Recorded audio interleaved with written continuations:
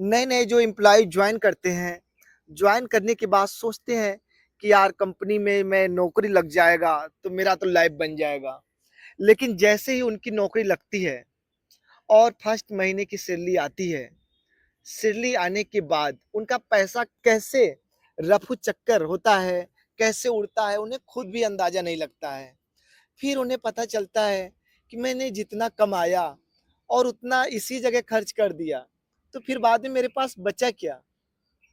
Minimum खर्चे जो होंगे 3,000 रुपये गाड़ी में पेट्रोल भराने में खर्च हो ही जाते हैं और 2,000 के आसपास राशन सामग्री में खर्च करने पड़ते हैं।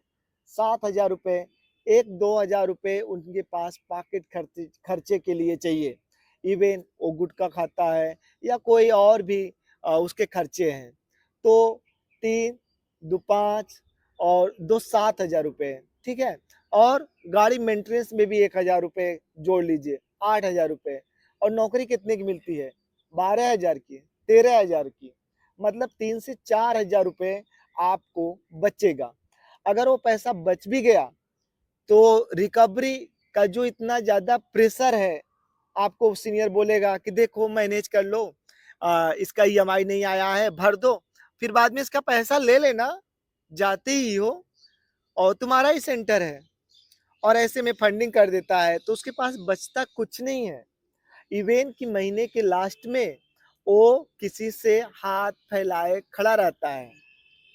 लेकिन इन सब चीज़ों को झेलते हुए 2-3 साल का जर्नी तय कर लेता है और ऊपर से उसके पास सीनियर को झेलने की शक्ति पैदा हो जाती है और अपने परफॉर्मेंस को अच्छा करना सीख जाता है या बेस्ट परफॉर्मर रहता है। देन 2-3 सालों में वो एबीएम या बीएम बन जाता है।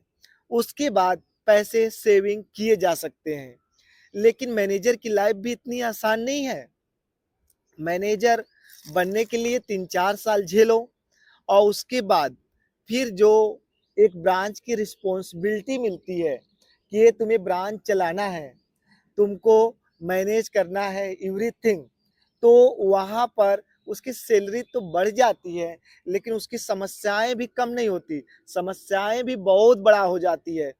अब पहले अकेले फंडिंग करता था लेकिन अब 4 लोगों को लेकर कलेक्शन 100% करवाने का प्रेशर एक अकेले के पास रहता है और समस्याएं ज्यों की त्यों रहती है और सभी लोगों से यही बोलता है कि देखो भाई, कलेक्शन मुझे 100% चाहिए, टारगेट 100% चाहिए।